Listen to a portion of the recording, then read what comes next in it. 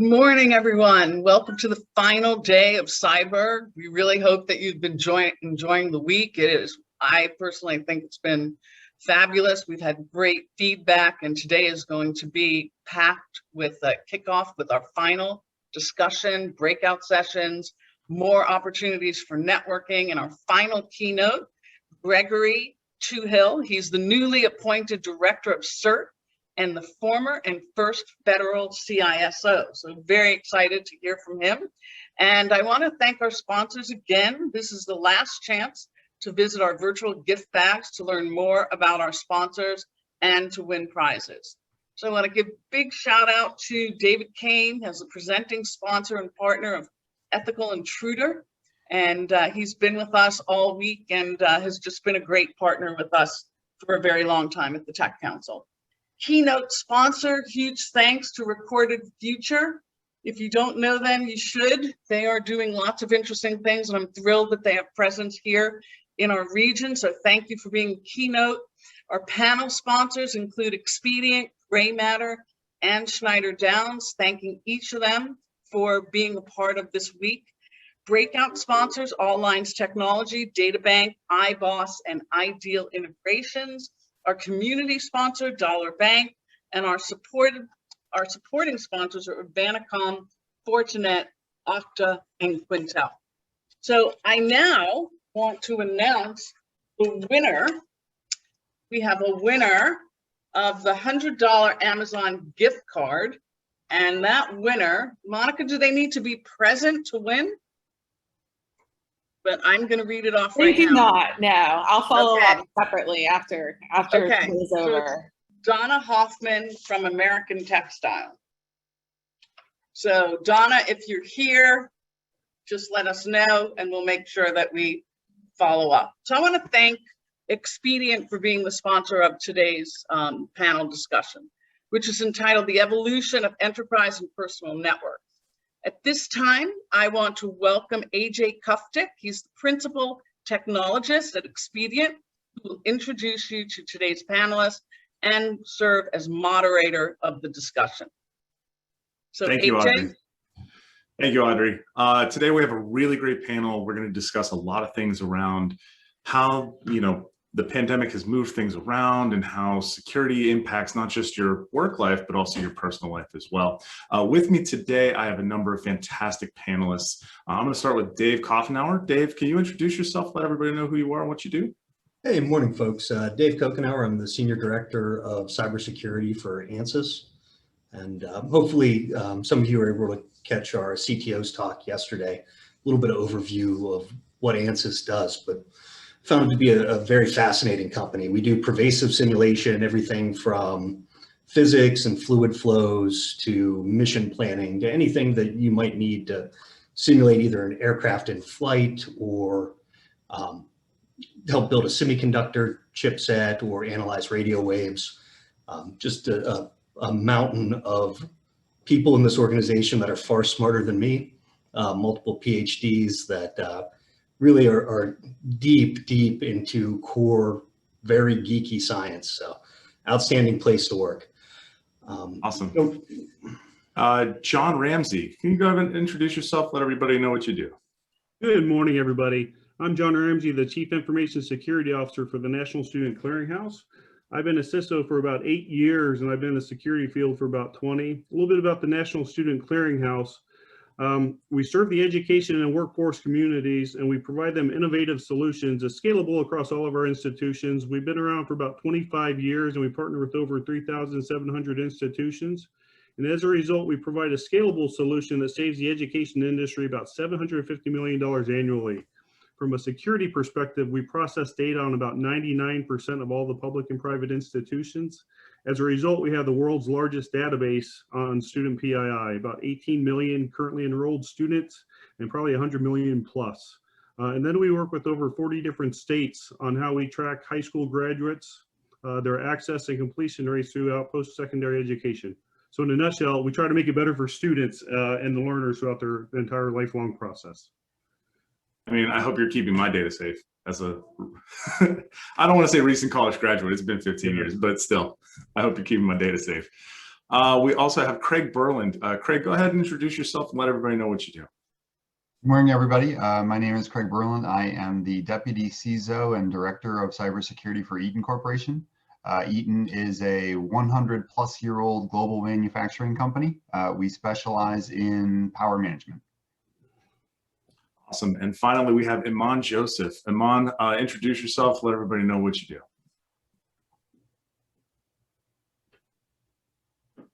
Iman is on mute. The mute button will get you every time. Hello, everyone. Time. My name is Iman Joshua, and I head up security for a company called Vimeo. Vimeo's mission is to empower every business through professional video creation. I'm responsible for not only cybersecurity, but compliance and a really interesting aspect called user trust and safety. I look forward to talking to you all today. Thank you, Iman. And I'm sorry I messed up your last name. I just saw another name I saw Joseph right in that name list, and I went, oh, that's what it is. No, it's not. I'm sorry, Iman. So as this IT landscape for work has changed dramatically over the last 14 months, kind of what were the biggest adaptations to your cybersecurity strategies with remote work and handling all these multiple networks? I'll start with Dave. Really what we saw wasn't so much a change, but an amplification. So we had about a quarter of the workforce that was remote. We're spread out globally everywhere from, Pittsburgh, where a large section of our workforce is, all the way to Otterfing, Germany, Middle East, APAC region. So we were relatively used to being remote. It was that shift for 100% remote, where you need to handle 4 or 5 times the number of users. And really the criticality of, if your remote systems go down, your business entirely goes down. There's no going into the office to work with the HPC clusters directly or anything like that. So a pretty steep amplification in the need for solid business continuity around these systems and availability. John, how did your organization handle this shift from work to more of a work from home model? Like many companies and organizations, we started down that cloud transformation path a few years ago. And it wasn't just our business aspect. We did it from the security aspect as well. Historically, most of your security tools, if you want the full security benefits, you have to work on premise, you have to be on the corporate enterprise network, you have to be in the office.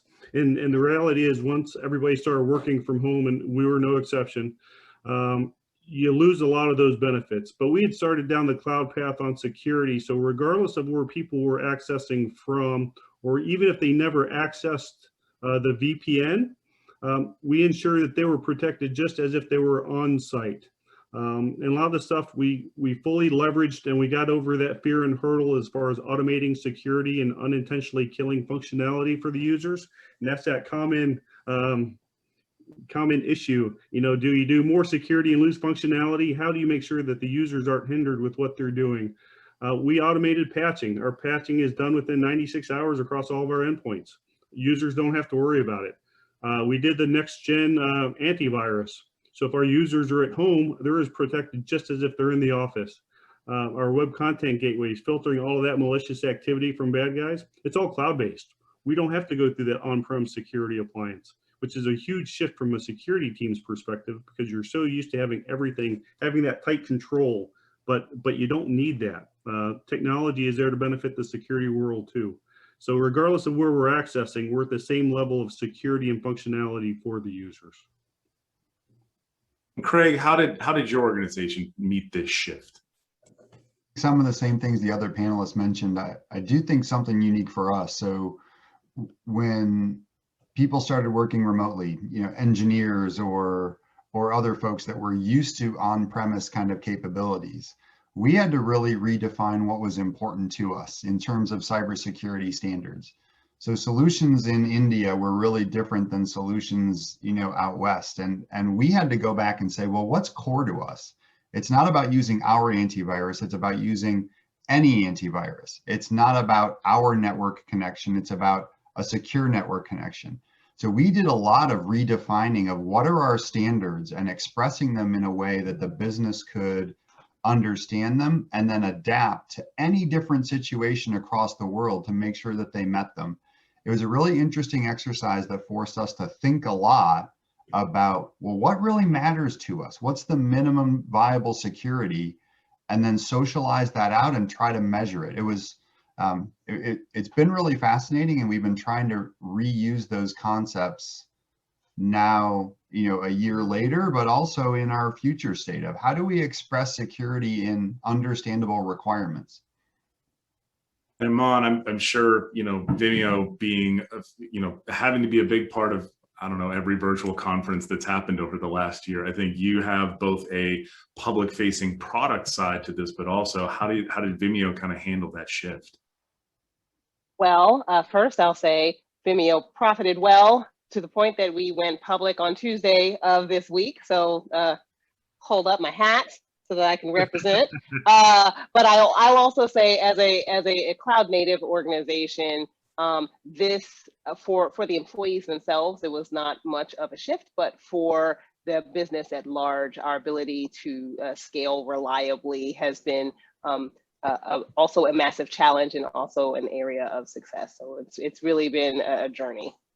So I'm just going to kind of like pull that forward just a little bit. How do you handle securing at scale? Because obviously you now have everybody driving their eyes towards the internet and towards all these virtual, conferences just like this one. And, how does Vimeo scale that level of security? It's been it's incredibly interesting to do so. We work very, very heavily with our partners. We talked earlier about whether or not we should share vendors, but there are some that I've had some really great experience with to create architecture that scales on demand. I mean, look, cloud resources are actually extremely well suited to this type of approach. It's just about understanding which vendors are able to do so. We've targeted resources to kind of interpretations of key areas. So what are we doing in areas of programmable load balancing, and where can we insert controls at that space? It's been, and where inside of our environment for the number of products that we continue to develop in a release in a continuous cycle, how can we ensure security controls are integrated there to allow for secure release into production for each of our, for each release that occurs.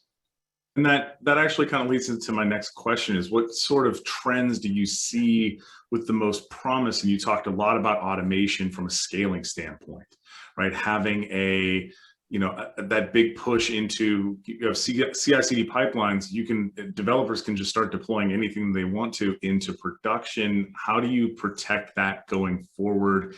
And how are you handling that? That's not true. So developers are not deploying anything they want into production. I would like that to be underlined. Sorry, let's be clear. Vimeo does not test in production. They're very good at what they do. They're better at it. In terms of having a new model, right? That you don't have the traditional waterfall model. There's much more of an agility aspect to this, and if you want to scale quickly, you need to be more agile about that. So having to go through a very traditional old, this is our process to run through and make sure everything is secure doesn't necessarily work there. So how do you handle that from an automation standpoint? Well, there's an automation standpoint, but there's really, the first thing that I'll talk about is our partners. And our partners are the engineers, the developers, and entire organization that helps to actually create products on a regular basis.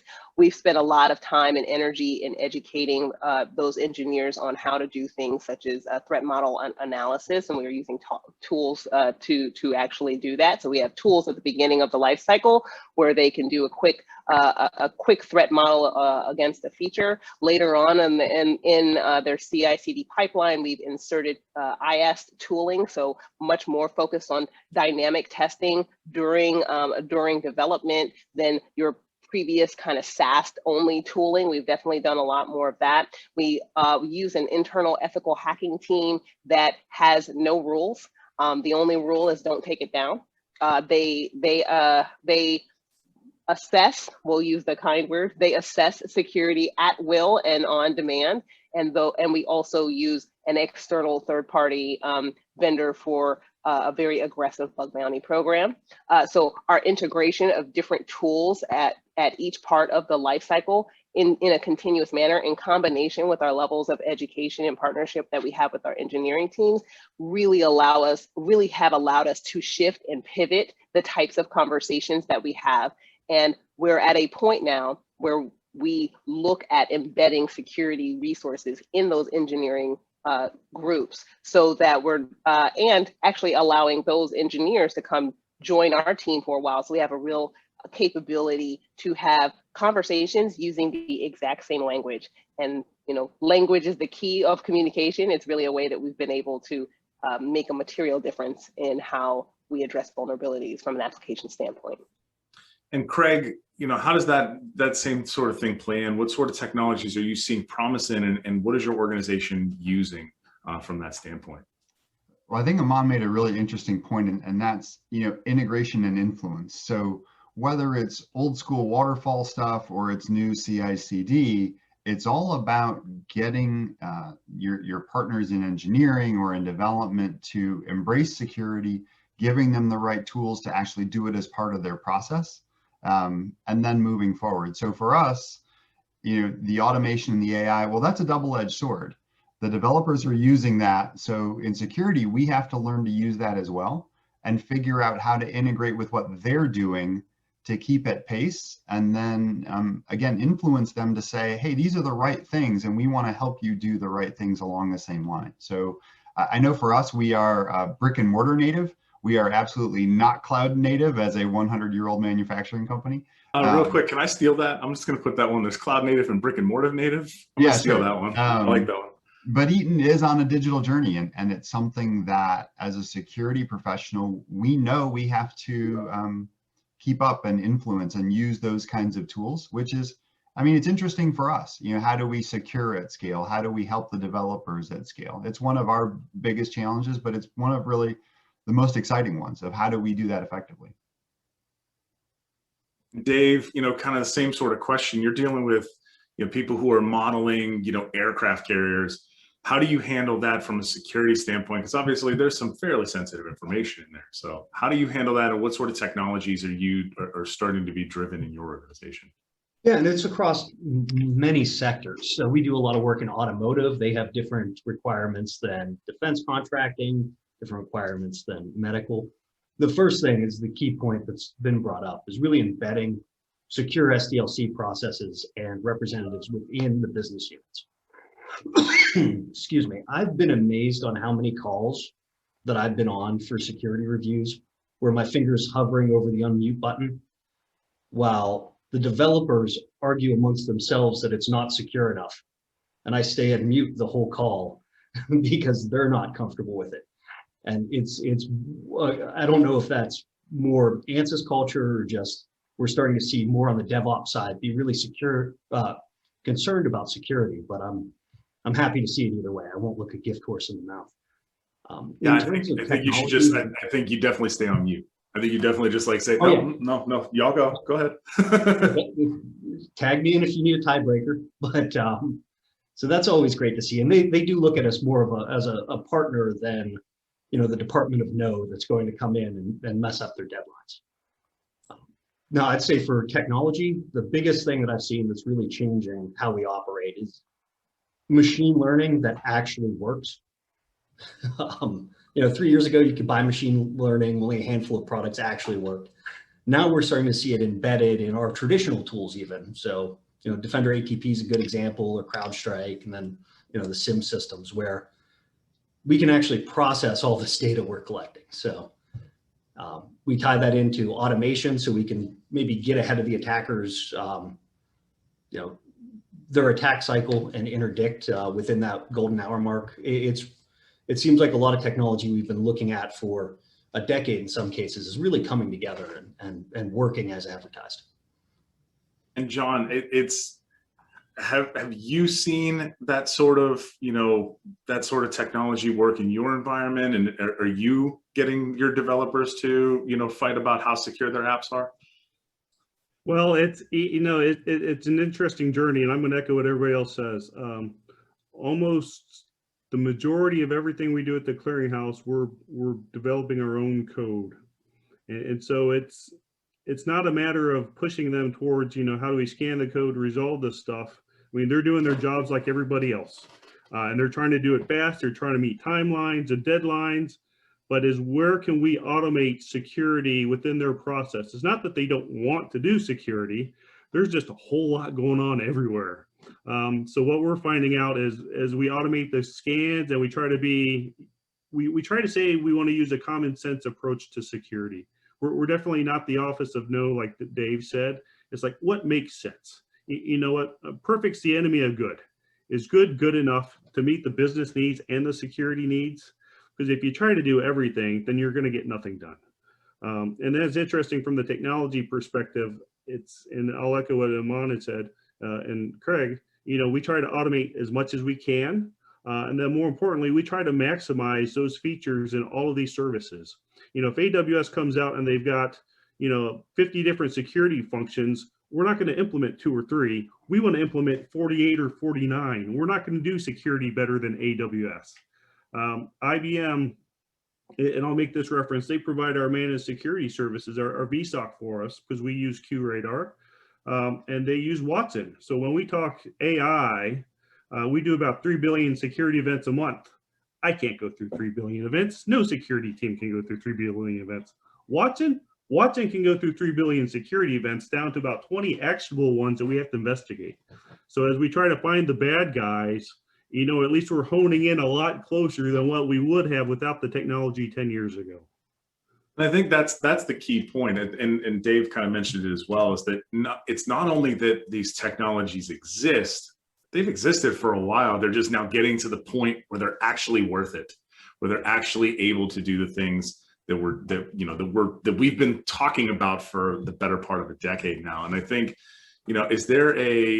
is there an opportunity here to work more with these providers? I know, John, you just talked about AWS and how you have 50 features and how they come out with 50 features, you want to implement 48 of them and not 3.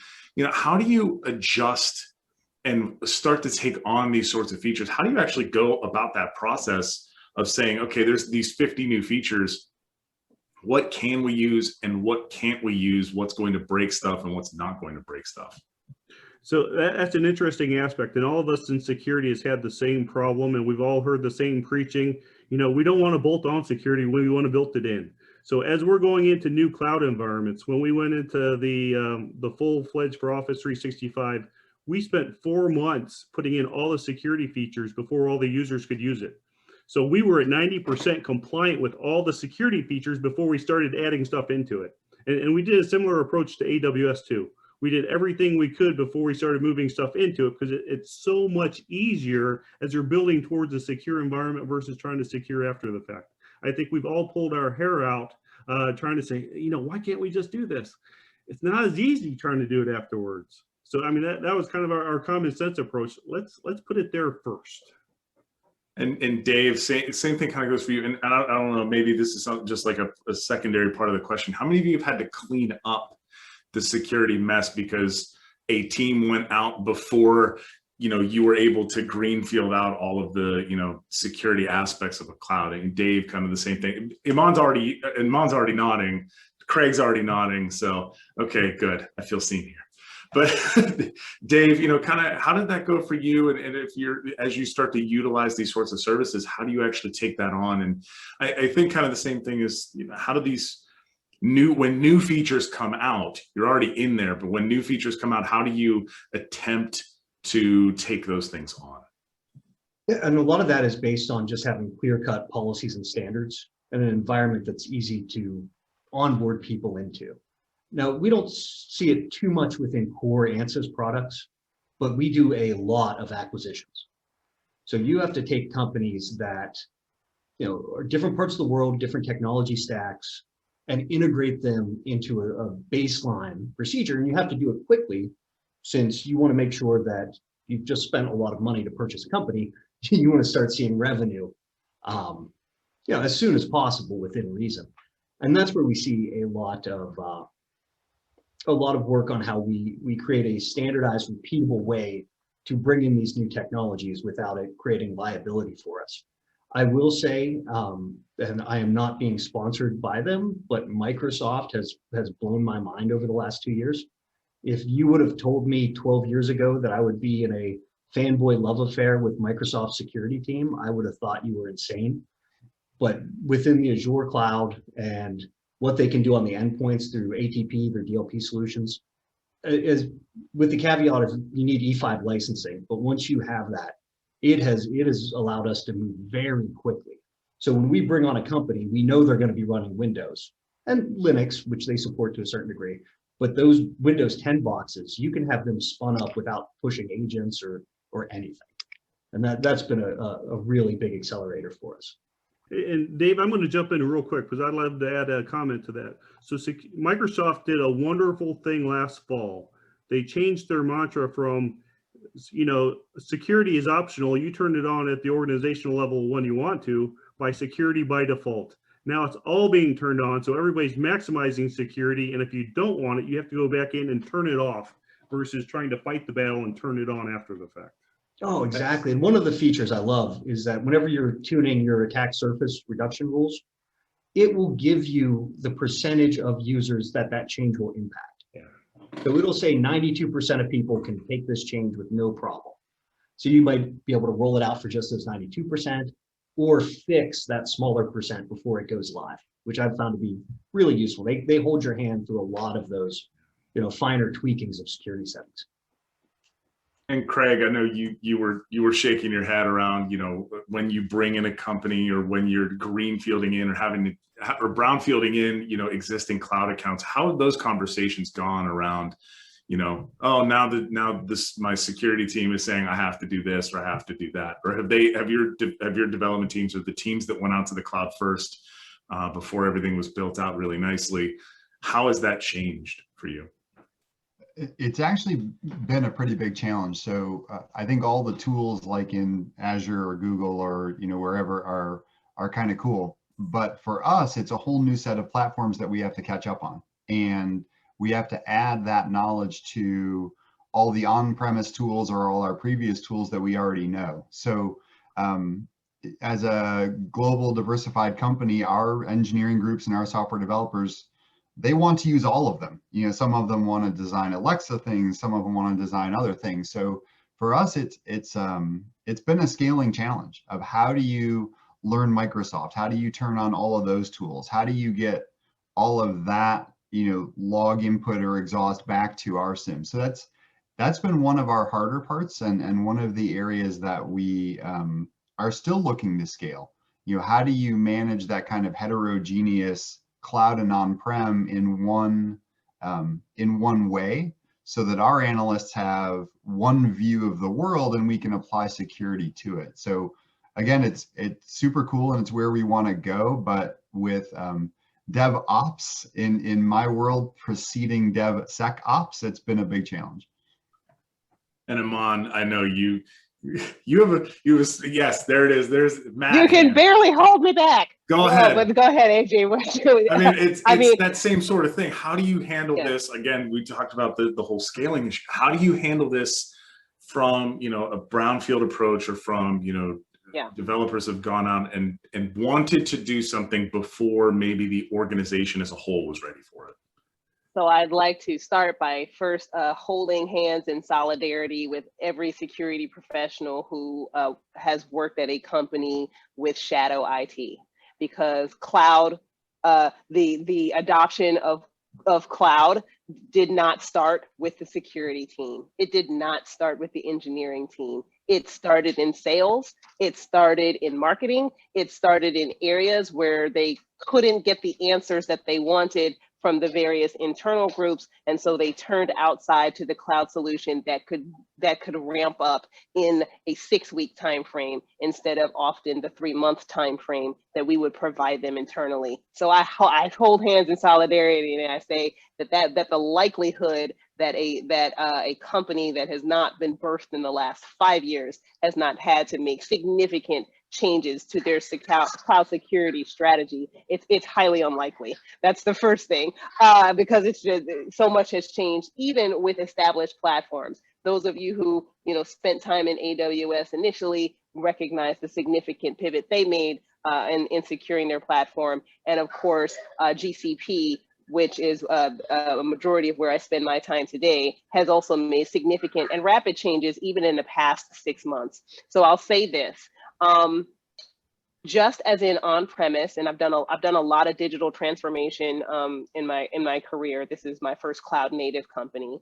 A lot of transition into the cloud environment has the same types of challenges that we would experience in on-premise, but they are solved differently. And that's the key difference here. So whereas you would identify and select tools for controls that are external at a different point for these cloud tools, and each one of them has their own security platform that uses different wording and understandings of how they implement the controls. You have to truly understand what those controls mean and apply them granularly across the different business contexts that you have. And that means that your security team can't possibly scale to that size. It actually does mean that you have to have really established partnership with those orgs that are testing out the new capabilities every day. And I'm sure that at this point it is a cliche, but one of the foundational transformation here in thinking about security is identity being the perimeter and permissions being your bread and butter. So understanding the difference between how identity is curated and crafted within your organization and the permissions levels that allows, that's the foundation of how you create a stronger and more embedded and more automatable, if we're going to use that word, which I might have just made up, security program. No, that's a word. It's a word. Put it in the dictionary. Iman got it. And that's the sort of thing. How do you? So you mentioned you're mostly in GCP. Is Vimeo also using AWS or any of the other clouds? Yes, I work in a multi-cloud environment. I also did so at my previous organization. It is for those that are heavily embedded in one cloud platform, you can really do very well leveraging, for example, the security command center in GCP, using the Azure security controls. You can do very well with that. It is when you have, for example, VPNs between the two platforms or instances, or you need to have a single view of security across multiple planes, that you really will struggle as a security team and have to often bring in a third-party tool with a good amount of customization in order to first understand and map your controls against your requirements, but also provide the nuance and context that is necessary. And I think that's sort of the key is, Dave is talking very heavily about the Microsoft security stack, mostly because you guys are heavily using Azure, right? There's no AWS on the side, there's no GCP on the side. So being able to focus on one platform and their tool set is incredibly important. So, Iman, what are the sorts of tooling that you're seeing moving forward, and what's that skill gap look like trying to manage all of that? That's a really good question. So first, there are a number of tools out there today that are helping to create or enforce policy across multiple cloud platforms. Prisma is an example that I've used at more than one organization. They've grown up over time. I remember when they were primarily Evident.io, and that was even that was a success, right? Learning those and administering those tools is no small feat. The second thing, though, is, and Craig hit on it perfectly, the skill, it's not even that it's a skill gap, it's that it's nearly impossible to find all of these talents within one person, a person that truly understands all of the different platforms and how to secure them appropriately, how to monitor and alert, and then of course investigate. It's very rare to find. So we are it's a CISO's duty to try to see around the bend and understand where we can best leverage our partnerships with those companies and with consultants that can provide us with really good knowledge, while we train up our teams. I don't think there's anyone that wouldn't suggest that that this is a challenge that we all face today. Yeah, and Craig, kind of what, you mentioned the skills, having, the skills and the tooling. So is there a skill gap, and how is your organization looking to fill it? And then how does that evolve your role at the top level? So I think in terms of my team, I look at and am really actively looking for diversity, and not just from a cultural sense, but also from a skill sense. So are they a developer? Did they come from being in network? Maybe did they come from education? And assembling that group into a competent, defensive force. A lot of our recruiting over the years has been from cybersecurity experts. Well, those guys don't really understand SDLC. They don't really understand what our partners are using. So it's recruiting more folks like that. I think for a CISO, at least for me personally, education and awareness is a huge part of what we need to do. I think the days of us being very, back office and just security wonks is gone. A lot of my role is about going out and educating the other leaders of, hey, do you understand cybersecurity risks? Do you understand what's going on? And helping them embrace their role in cybersecurity. So it's not just my problem, it's their problem too. And that's a skill I didn't grow up learning as a developer or anything else. So educator to me is one of the bigger CISO gaps out there. Dave, what are you seeing from your side, and how are you handling skill gaps in your team, but then also how does that evolve your role as well? Well, it's fun to see the shift of focus as you move up through the cybersecurity ranks. So myself, when I first started, I knew digital forensics and incident response, basically a foot wide and 3 miles deep, just everything about it. Now, I wouldn't trust myself to run a case. I don't think I've had, been behind the keyboard really in 3 years, but I have my director of response that knows it better than I did. Same thing with policy and GRC functions, with architecture. You have to really go a lot more mile wide and inch deep and trust that the people that you've worked with, that you've recruited, know their areas better than you, and you trust delegating to them, while of course keeping governance over it and common sense, and taking in the business perspective of it as well. So I would say that's one of the biggest changes and how you approach the skill gap problem, is you have to find the specialists that you trust. How do you, and obviously security is all about trust, right? So how do you actually find that talent and know that this is the person that you're going to be able to trust as your director of response, say, right? Or as your, managing your SOC? How do you handle knowing that that person is trustworthy, or that this is a person that you're going to be able to rely on? I would say build up your Rolodex. I mean, I think I'm in an enviable position. I don't know how well it scales, but for example, our director of response, I've worked with him for 11 years now. We were at the Department of Defense together, PNC, K&L Gates, now we're here. I always like to try to recruit through the team. So you've worked here, you knew this person was good, you worked with them for 2 years. Their biggest thing is personality, especially on team sizes that are, less than 60 people. If everybody's not getting along, you're going to have bigger problems. And there's a lot of, a good way to say it is there's no bar exam for being a cybersecurity professional. There are people in this field that have the right credentials that don't know what they're doing when push comes to shove. So I like to do a lot of personal vetting and assessments. And also, depending on how your company's structured, I've seen contractor to full-time pipelines work really well too, because you basically can put them on a 6-month or year-long job interview. But my biggest decisions, the ones I worry about most, are always around hiring. Because if you get that one wrong, your mistakes will compound for the life of that employee.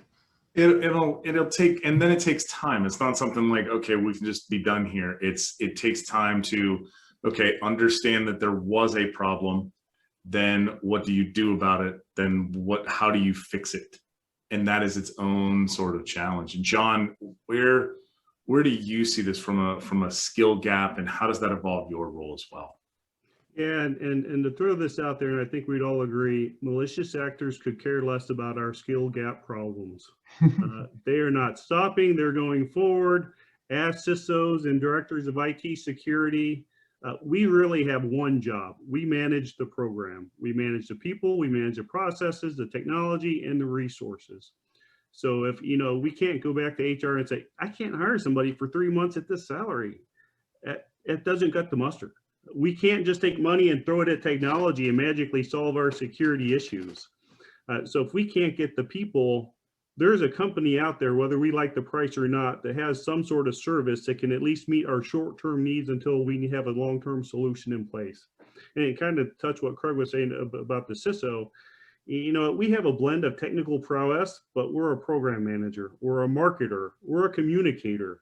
We're a change agent. Most of all, we're a strategist.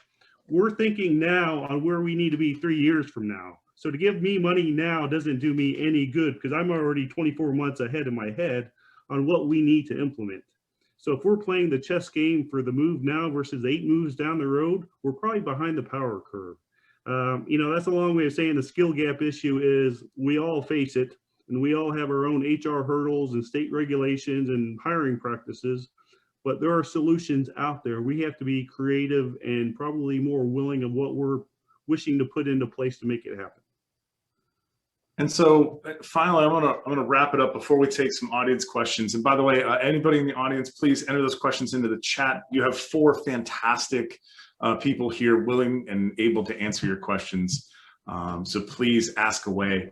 The final question here is, how do we secure the future? I don't know that that's an incredibly open-ended question, but like, how do you secure new technologies? Obviously, you can just cross your fingers and hope. Hope is not a strategy. So how do you actually drive that forward and secure that going forward? And I'll start with John. We've all talked about the shadow IT and the cloud services, and it's been there a long time, and it has. And I think as security professionals, we have the challenge, how do you promote innovation in an organization and keep it secure? The very fact you're doing innovation is you're doing new stuff that you have no clue on how to secure or configure. And some organizations can't afford to have a whole replicated lab that mirrors their production environments. So part of it kind of goes back to that common sense approach. What makes sense? Where can you leverage a cloud service that you have the ability to turn on and off really quickly, and if there's a threat, you can contain the threat? Where can you maximize stuff? And I am usually an MFA plug type of person. So every technology out there now has the ability to do MFA of some sort, or there's workarounds for it. There's some small wins we can do to make all of these innovations secure that we've had around for a long time. So with that said, it's a matter of being smart about what you're trying to bring into the picture. And Dave, how, as you're pulling forward and as you're bringing on, all these, you talked a lot about the acquisitions, and I find that really interesting, because that's almost like securing new technology to you, because it may not be the existing platforms that you have today. So how do you secure that, and how do you help secure that digital transformation going forward? Well, and it really varies company to company. Often we're lucky to have an IT guy, let alone a cybersecurity guy, when we buy a company. Some of them will be relatively large. You'll have one security guy. Some of them will be smaller. It's a matter of setting those standards and having a team that's drilled in how to bring them on board and hold their hand through the process. Now, going back to what John was saying, I would like to reframe this idea that we're going to solve security. And we're never going to do that. And it's great for us because it's job security. I like what I do for a living, and I'm confident that it's not going away. But what we're talking about is policing the problem. We've been living in towns and cities for 12,000 years, and we haven't stopped crime, but we police it. And really what it is staying ahead of the actual attacks that you're seeing in the wild and mitigating them as much as possible until we create a Darwinian effect on our adversaries where they move to a new thing that hits us. Like the fact that we have not fixed ransomware yet, and we basically had people filling up trash bags with gasoline because of a ransomware attack, that's an issue. Those are the things we need to focus on. And I think we'll need the government to get more involved, unfortunately. Is there, I found that one really interesting, at least from the ransomware attack side, because from a technology attack side, they were back up and running in like a few days, like relatively quickly from an overall standpoint, and they will never really say how much they paid. I've heard anywhere from $5 million to $90 million, somewhere in that range. But it was how quickly this pipeline is offline turned into people filling bags with gas, right? How quickly that impact here that most people have never thought about. Most people have never heard of Colonial, right? They've never heard of a pipeline. They've never heard of, they just know that that's how the gas gets to the pump eventually somehow. But how it turned from this into a rush on gas, and it wasn't necessarily tied together, right? It was humans saying, oh, there might be a shortage, so I'm going to stock up, which again, I don't know how they were going to get the gas into the car with the bags, but sure. Those are the sorts of things that I think, how do we prevent those sorts of things going forward? And you're right, I think ransomware being, it's still unsolved, even though it continues on, is one of the harder things. And Craig, how do you see this going forward? How do you continue to secure new technologies? I think I'm more optimistic than Dave. So every day I wake up thinking we can solve security today. This is what we've got to do. I think it's about adapting and innovating. So that's exactly what our businesses are doing. That's exactly what the adversaries are doing. And we have to embrace that as well. Like I talked about, we had policies, but they weren't working. We had to quickly figure that out. I don't know if we did it quickly enough, but we needed to, and then find a new way forward. And it's that constant chase and change that I think, we have to be as good as everybody that we're helping and everybody that we're fighting. And that's going to be constant. And again, I think it's one of the fun parts about security is it moves faster than every other IT organization that I've been part of, which some days I'm pulling my hair out, but some days I'm like, wow, this is amazing what we can do or what they can do. I mean, you got more than me, but it's fine. Can't be pulling that hard. Iman, again, how do you continue to secure things going forward and maintain this sort of, how do you evolve that level of security and secure digital transformation? It's an excellent question. I'm going to take little parts from each of, you guys can hear me. I'm going to take little parts of each of my colleagues' statements. First, I am not as optimistic as Craig, but I do wake up every morning recognizing that security is easier than it was 10 years ago. And being able to, in our cloud environment, identify and mitigate threats. Even though the threats happen more rapidly, our ability to identify and mitigate them has also increased exponentially as well. So I start out very optimistically in that point. From Dave's point, I do not believe that the government regulation will save us in any way. Our laws have proven to be at least 15 years behind technology across the board. And I think that that's an interesting position for us to be in, because we are in the business of securing the future while regulated by the past. And we have to figure out how to mandate in our own business contract language and in our businesses what is the most important identity and data information to protect. And then with John's statement about about security and really focusing on those controls, I'll say to you that security and privacy are the things that if I wake up one morning thinking about one over the other, and a lot of times it's privacy. I may be able to secure a user's endpoint, but I really struggle with the advanced knowledge that they are using the data that they have access to in the proper manner, and that I can ensure that those controls are variegated appropriately across the entire enterprise, and that's done so consistently. I have to make sure that I understand, champion, and lead data governance activities within the business because of the huge amounts of data to which we have access and that we create on a regular basis. I also have to make sure that when we're talking about the information and dealing with third parties, that they also have the same level or at least commensurate level of controls that I expect and maintain in my own environment. So I feel more confident today that security capabilities are increasing, but I also say in a world where privacy is now an imaginary figment, how do we continue to champion that going forward?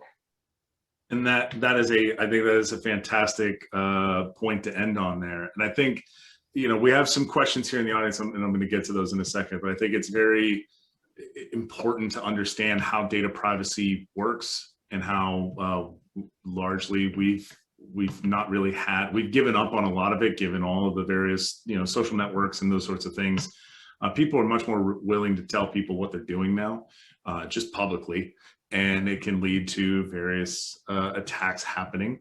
And I think that's something that needs to be solved.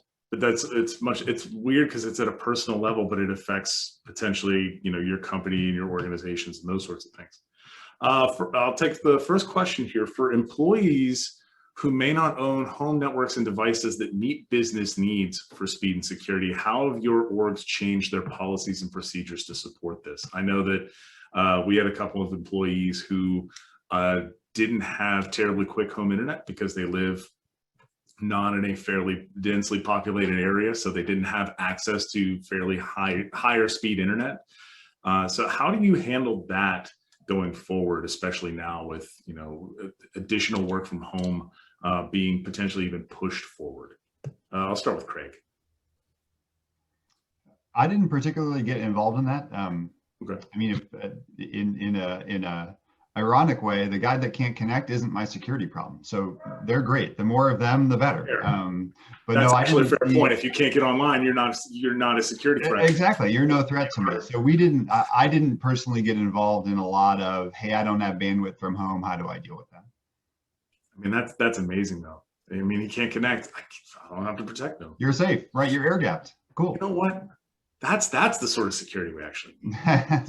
Just air gap everybody. Dave, how did Ansys kind of handle that? You mentioned that you made a big shift from 25% remote to fully remote. How did that change happen from a security and home network standpoint, really? Well, one of the funnier issues we had was how we were going to move desktops. So everybody was used to having their $40,000, probably £5 million desktop. The server on its side. Office and bond with it. Like I think some of these developers and engineers, we come into the office in the morning and hug their precision workstation. So it was a matter of actually the logistics of getting them to their house so they could still crunch the large data sets they were working on. But the other thing is a lot more interactions on personally owned devices really made us rethink how we approach Office 365 and those technologies, and bringing in things like Azure information rights management, information protection, to allow people to say download a file onto their laptop or to print it at home. But when we cancel their Active Directory account, the encryption kicks in and prevents them from ever opening that file again, even though it's on their home PC or home Mac. That would be that's one of the biggest initiatives that we've worked through. It's basically moving towards that zero trust environment. And John, I think you can finish this out there from a, how does work from home work when you have the student data of millions at hand? Well, it's so funny watching funny as in a strange funny, not funny as in a ha-ha, funny watching the security world evolve in the last 10, 15 years with technology. 10 years ago, you wouldn't dare tell any of your staff, don't use, everything's on VPN, go to VPN. And we're just the opposite now. Only use VPN when you have mission critical access that you need. Otherwise, we've got all this cloud services secured. We got the security secured. Today's point, Office 365, we've got that implemented. So staff can use these non-corporate devices to connect into stuff securely, and there's not a fear. and you minimize your access to VPN. So your bandwidth isn't an issue. The technology is not an issue. And for the staff, they don't care about technology issues. They want to work. They come in every morning and they want to work as hard as they can. And our job is to make sure they can do that securely. So I actually had this conversation yesterday where someone said, hey, we took everybody to work from home and they're all using Zoom and Teams and it's great. We want to bring them back into the office. We're not sure we can handle the bandwidth. And I went, oh, because you've been doing Zoom and Teams with this very distributed bandwidth. Everybody has their own internet connection at home. Everybody has this, everybody has that. And when you bring everybody back into the office, everybody's using one internet connection. And I went, oh, that's a completely new thing to think about. So, hey, audience, there's a free one for you. Do you have enough bandwidth at home, in your office, to support all of this new video conferencing? And Iman, how does Vimeo handle this sort of, work from home and personal devices versus anything else? I'm just thrilled. I would love to be the person that called up Craig and said, hey, I can't connect. And he was like, wrong number. That's fantastic. That is, in and of itself, that's just fantastic. So Vimeo, as a cloud native company, has always had a fair amount of remote employees. The bring back to work consideration is one that is really, I think many organizations are really going to struggle with this, because I myself went from being on a plane every couple of weeks to, walking, my commute is from the kitchen and to this chair. And so it's a much bigger transition than we could imagine. From a bandwidth standpoint, I find that interesting. I would expect that most organizations had probably maintained their capability, their bandwidth, and didn't do major shifts. They may have invested more in certain VPN capabilities. John, I love your company's transition on thought processes around what must be behind a VPN versus not, and how to leverage cloud resources as a result of that. That's really fantastic. And so we really haven't seen, or don't anticipate, a technological challenge to bringing folks back to the office. There's a mental health challenge, there's a comfort challenge, and there's a potential talent loss challenge. And I throw out to everyone, I know this is not a technical statement, but I certainly have said it before, which is mental health during this last year was incredibly challenging, and a lot of people, myself included, switched jobs. And so when you're looking at the potential risk of a coming back to work strategy, you also have to take into account the risk associated with the number of employees who will choose to leave and take the inherent business knowledge along with them when it's time for them to make that decision of whether or not to stay. And I know certainly being in the security space right now is something that I think about when bringing on new staff. Do I need to make sure that this person can be fully remote, or do I need to consider whether or not they physically need to be associated with the office, and what's my chance of losing that person as a result? I want to thank Dave, John, Craig, and Iman for joining me today on this panel. This has been absolutely fantastic. Audrey, I don't know if you want to do any wrap up here. Oh my gosh, I'm texting Monica going, do you think we can go like a half hour longer, please?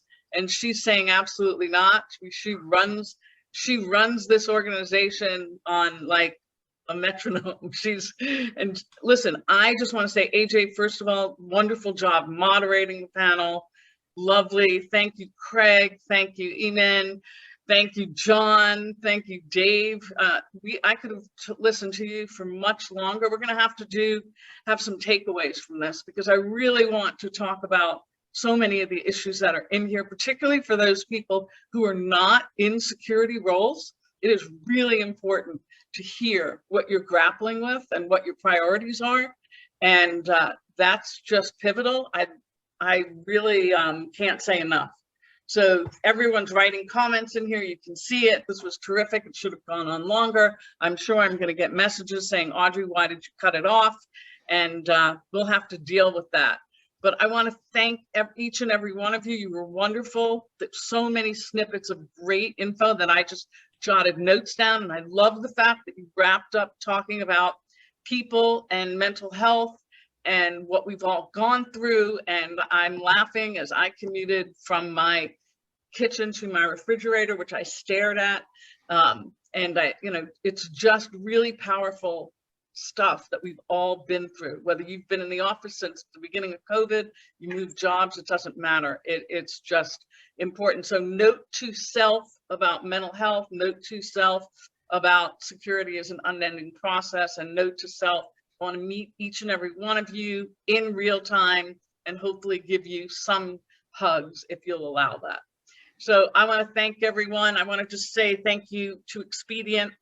And we are going to move right into breakout sessions. So let me just give you the highlights and then you'll be able to choose again. It's beyond the buzzwords, clearing up the confusion around zero trust. That's presented by Eric Cornelius, Chief Product Officer at iBoss. Then we have what to expect when conducting risk assessments of your cloud provider. And that's with Mark Haupt at the CISO at Data Bank. And then we have DevSecOps, which is stop shifting left and start left instead, presented by Jacob Wiley, Director of Cybersecurity at Ethical Intruder.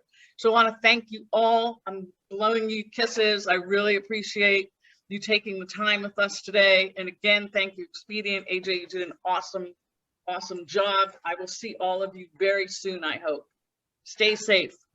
Thanks, everybody. Thank you very much. Hey, thanks, folks.